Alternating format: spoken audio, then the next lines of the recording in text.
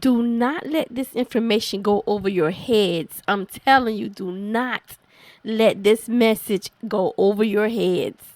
Listen to the information that Biden just leaked toward the end of the video that a lot of people missed. A lot of people missed this information because they were so focused on what he said at the beginning. Okay? Listen, let me know your thoughts. Okay? And I'll be right back with my commentary. Mr. President, your political future has hung over the NATO summit a little bit this week. Speaker Pelosi made a point of suggesting that your decision on whether to stay in the race was still open. George Clooney and a handful of lawmakers have called on you to step aside. Reuters is reporting tonight that UAW leadership is concerned about your ability to win. UAW just endorsed me, but go ahead. Thank you. My question for you is, how are you incorporating these developments into your decision to stay? And separately, what concerns do you have about Vice President Harris's ability to beat Donald Trump if she were at the top of the ticket? Look, I wouldn't have picked Vice President Trump to be vice president, but I think she was not qualified to be president. So let's start there. Number one, the fact is that the consideration is that I think I'm the most qualified person to run for president. I beat him once, and I will beat him again. Secondly, the idea, I served in the Senate a long time.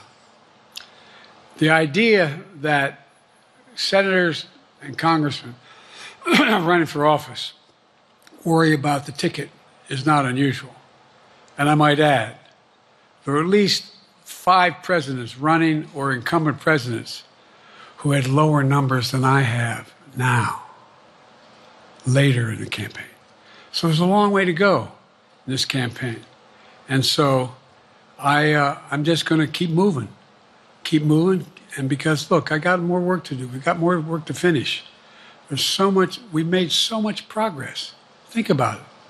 Think about where we are economically relative to the rest of the world. Name me a world leader who wouldn't want to trade places with our economy. We've created over 800,000 manufacturing jobs, 1.5 million jobs. So things are moving. We got more to go. Working class people still need help. Corporate greed is still at large.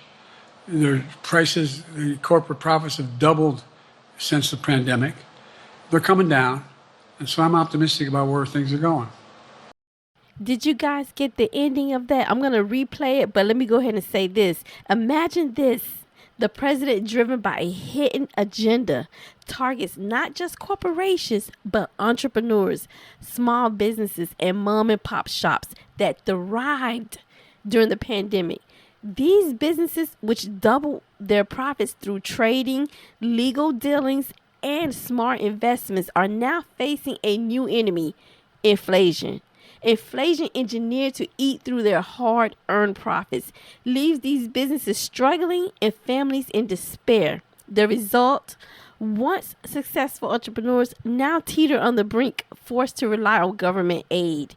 This isn't just an economic crisis. It's a calculated move to create dependency and control. As inflation skyrockets, the safety net of profits evaporates, pulling the strings tighter and tighter around the necks of hardworking Americans. The end game, a nation more reliant on government and easier to manipulate. Stay vigilant, understand the game, protect your livelihood before it is too late. Their prices, the corporate profits have doubled since the pandemic. They're coming down, and so I'm optimistic about where things are going. There you have it. You've heard it for yourself. Okay? Listen, so many people are focused on the imperfections or some of the things that he said at the beginning of the video. But this little piece of information for me says a lot.